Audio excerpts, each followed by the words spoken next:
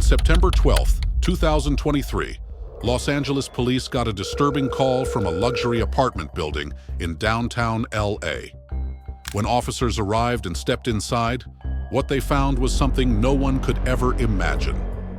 Inside the refrigerator of that apartment was the body of 31-year-old Maleessa Mooney, a young real estate agent and model who had been missing for days. Her hands were tied, her mouth was gagged, and her body showed signs of a violent struggle. Her family had been trying to reach her for almost a week, but every call went unanswered. Now, police had to find out what really happened inside that apartment. Who could have done this to her? And what shocking truth would the surveillance cameras reveal? Somebody, especially so young and with so much potential, it was a shocking crime. I felt so sorry for her family. A young life cut short when the body of an aspiring model is found bound and gagged inside the refrigerator of her Los Angeles apartment. Maleessa Mooney wasn't just another name in Los Angeles. She was known for her warm smile, calm nature, and her big dreams. Maleesa's always been someone like a peacemaker in our family, someone that's always been like the backbone and making sure everyone's getting together, loving on each other. So this is a really big piece of us. She had just moved into her new apartment downtown, close to her job and the city lights she loved. By day, she worked as a real estate agent, showing fancy condos and helping people find their dream homes. On the side, she modeled, building her image and hoping for bigger opportunities. Her family meant everything to her.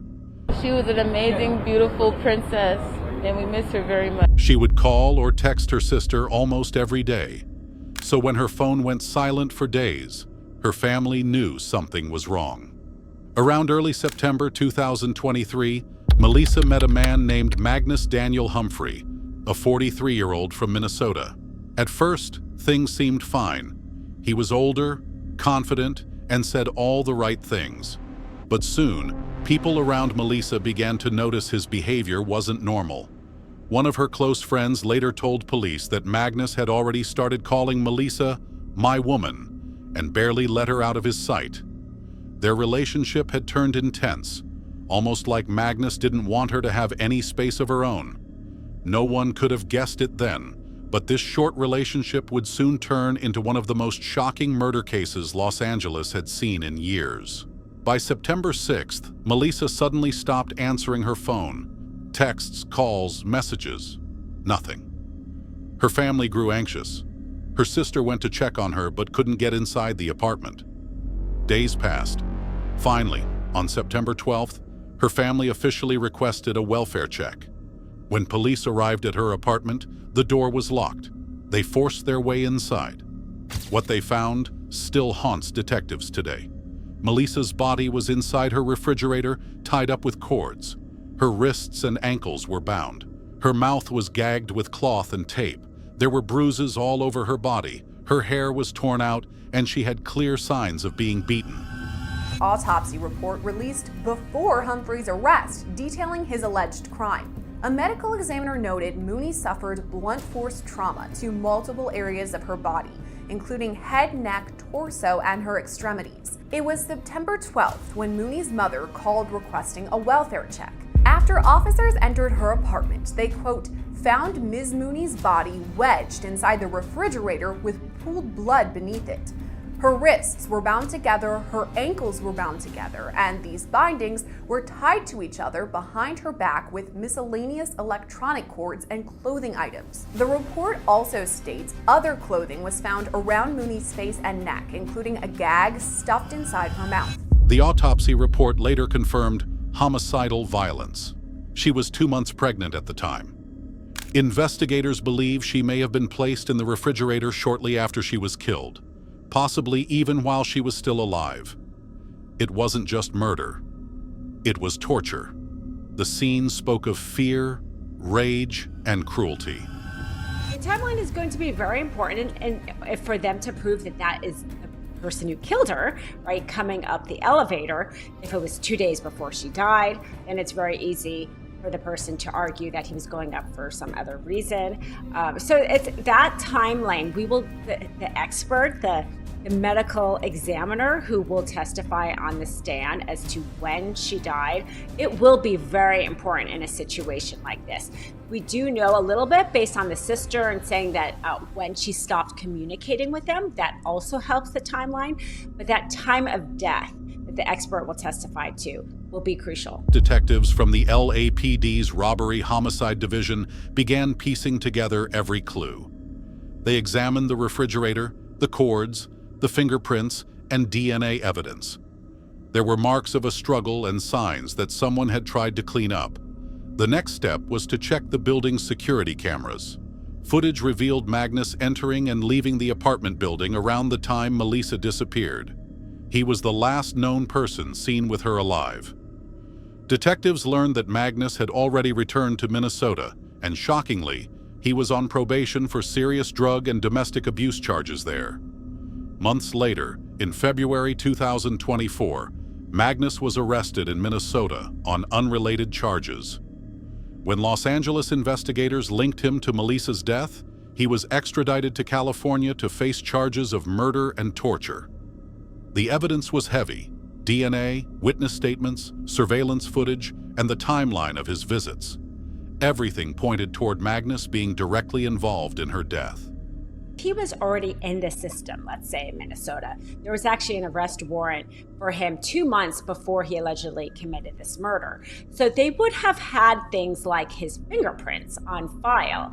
And so the fact that they were able to track him down to Minnesota is not as surprising, let's say, as if somebody who was never in the criminal justice system. It would have been much harder to find somebody so many states away. But in this case, because he had this record, he was in this system, that made it that much easier for the police to then be able to track him down, assuming that is how they tracked him down, were things like surveillance and the fingerprints. When Magnus faced the court, he pleaded not guilty to both murder and torture charges. Prosecutors described the case as one of cold and calculated cruelty. They said the evidence showed that Maleesa had suffered before she died, bound, beaten, and left in one of the most horrifying ways imaginable. In court documents, prosecutors revealed that Magnus had a long history of violence. He had previously served time for serious federal offenses. The judge agreed that there was strong enough evidence for the case to move forward to trial. Magnus's lawyers argued that the relationship was mutual and that he cared about Maleesa. They said there was no clear proof he planned to kill her, calling the evidence circumstantial. But detectives had already built a solid case, combining digital footprints, phone records, surveillance, and forensic data, all pointing toward Magnus as the only suspect. The trial is ongoing, with prosecutors seeking life in prison without parole if he's convicted. Yes, Your Honor. We're requesting a preliminary hearing setting approximately 2 weeks from now to 0 to 10. Very well, and I understand this is going to be long pause, is that correct, counsel? That is correct, Your Honor. So this would go to Department 50. First, Mr. Humphrey, I'm going to enter in plea of not guilty, and 2 weeks out from today, counsel, would be the week of March 4th. The court consented on March 7th. Whatever date's convenient. March 7th is fine with the people, Your Honor. Very well, and counsel, would you like that as a 0 of 30? 0 to 10. Very well. The story of Maleessa Mooney is one of tragedy and warning. She was young, talented, and full of life, building her future while carrying a new one inside her. But behind her smile, she crossed paths with someone who turned out to be controlling, dangerous, and violent. Her brutal death shook Los Angeles and sparked national attention. Her sister, Jourdan Pauline, a musician, continues to fight for justice, using her voice to keep Maleesa's story alive. The apartment building where it happened, once seen as a safe and luxurious home, now stands as a silent reminder of what took place behind closed doors. As the case moves through court, her family continues to hope for justice, not just for Maleesa, but for her unborn baby as well. Because in the end, She wasn't just another headline. She was a daughter, a sister, a friend, and a soon-to-be mother. And her story deserves to be remembered. We hope you found this video interesting. Let us know in the comment section below. Hit the subscribe button for more interesting videos like this. Thanks for watching the video.